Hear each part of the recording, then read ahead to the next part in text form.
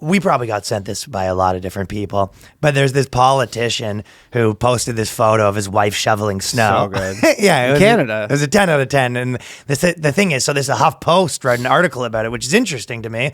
You know, you might have seen our video, Total Equality, which is what we're hoping for in every sort of way. I'd like to see women porta potty cleaners. And this, so he basically said, many people are wondering why Manitoba politician John Rees didn't help his wife shovel snow after she worked a 12-hour shift at the local hospital. And they said politician praise of snow shoveling wife leaves many Twitter users cold. So nice. Interesting, though.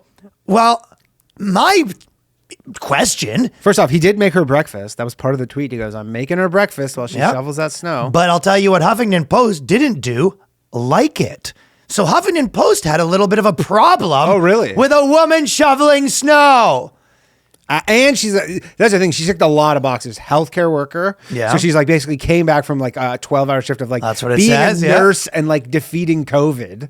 And his tweet said, even after the 12-hour night shift at the hospital last night, my wife still has the energy to shovel snow. And posting this is so funny, though. But God bless her and all of our frontliners. Time to make her some breakfast. So he's making her breakfast. But he's literally like, imagine the roles were reversed. Female MP, husband's fucking would be a doctor in this case. Be nothing. But whatever, he goes, comes home after 12 hours, shoveling snow, and she goes, I'm going to make him breakfast. And everybody would be like, great.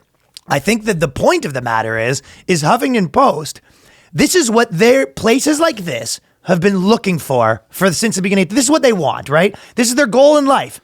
Everyone's equal. We all do all the things. And then when it sees it, the only thing they can think is, the man's still wrong here. Yeah. And I think this is a point in case that none of this is about anything other than they don't like dudes. Yeah. I mean, they don't like dudes, and then they just don't. They don't want like I'm sure they've probably This should had be an some. They inspirational probably had to story. like write this one and then delete the like. Why aren't there enough female snow removing companies? And they go, let's delete that before we run. They probably don't even delete it, but they probably have some like. Why are there It's in the database. Yeah, it's in the database. Why there aren't enough female snow removal companies or something? And then, Yeah. Or like, why are shovels designed like specifically for the size of men? Yeah. You know, like all the things, and you go, okay. This guy was getting it on all ends too, by the way. So it proves them He a was million trying to things. literally like raise up his wife to be like, she's such a badass. Bad bitch. Badass. Like, look at my wife, everybody. Such a badass. hero. And everybody's just like, fuck you. Well, the girls, this is a microcosm of the whole world. Because they always say, this idea of like, that this is, girls actually like it more and men just need to lay off. So it's like, know what actually happens? Every dude on the internet bitches you around and then girls call you a bitch too. And no one, like I said, I've had a situation where I hired someone to, put in shelves for me and legitimately, you're dating a girl and she's looking at you like, I guess I'll fuck him then. And these are, progressive New York, Toronto chicks. We're not talking about some, girl that's got the American flag logo in her bio. No. Imagine that girl. She'd look at me and she'd watch you getting that. She'd be like, yeah, my last boyfriend drove NASCAR. yeah. You know what the best Next, I'm going to have to find out that you can't rig a bass fishing line. Bass. Bass. They're going to get you for that in the comments, Yes. Ryan. Well, you just did this. I think I'm proving my own point that I can't even string together the right analogy of a thing that a man would do that I'm not able to do. I can't even come up with my analogy properly of something that I can't do. Yeah, you're not even good at analogies. Yeah. So this is what happens. You know, too, that guy has to run for re-election at some point, and then I'm sure there's gonna be like an attack ad against them where it's like, where it's like, like the weird music. It is like, what's his name? John Reyes, I think. It's like John Reyes hates women. He makes his wife shovel the snow after a 12-hour shift helping COVID patients in the ICU. Do you really want a guy like John Rice running for MP in Manitoba? That's the sound of John Rice's wife's back. She shovels her 12 inches of snow. And then John Rice won't even give her his 4 inches.